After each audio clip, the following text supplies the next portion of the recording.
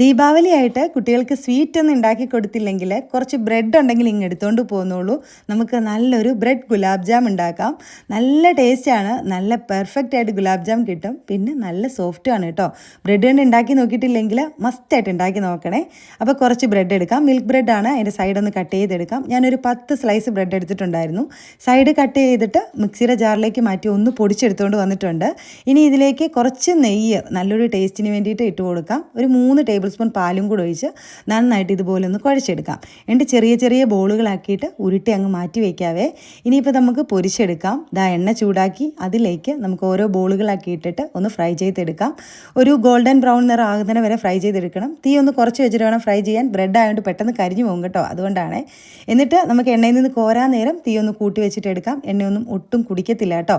ഒരു 2-3 ബാച്ചായിട്ട് നമുക്ക് ഇതെല്ലാം ഒന്ന് ഫ്രൈ ചെയ്ത് മാറ്റി വയ്ക്കാം. ഇനിയിപ്പോൾ നമുക്കൊരു ഷുഗർ സിറപ്പ് വേണം. അതിനായിട്ടൊരു പാനിലേക്ക് 1 കപ്പ് പഞ്ചസാര ഇട്ട് കൊടുത്തു. 1 കപ്പ് വെള്ളം കൂടെ ഒഴിച്ച് തിളച്ച് വരണേ. ഇനിയിപ്പോൾ ഇതിലേക്ക് കുറച്ച് ഏലക്കയുടെ കുരു ഇട്ട് കൊടുത്തു. സാഫ്രോൺ ഉണ്ടെങ്കിൽ ഒരു നുള്ളിട്ട് കൊടുക്കുക കേട്ടോ. കുങ്കുമപ്പൂവ് ഉണ്ടെങ്കിൽ ഇട്ട് കൊടുത്താൽ മതി. എന്നിട്ട് നന്നായിട്ട് തിളച്ചതിന് ശേഷം ഗ്യാസ് ഓഫാക്കാം.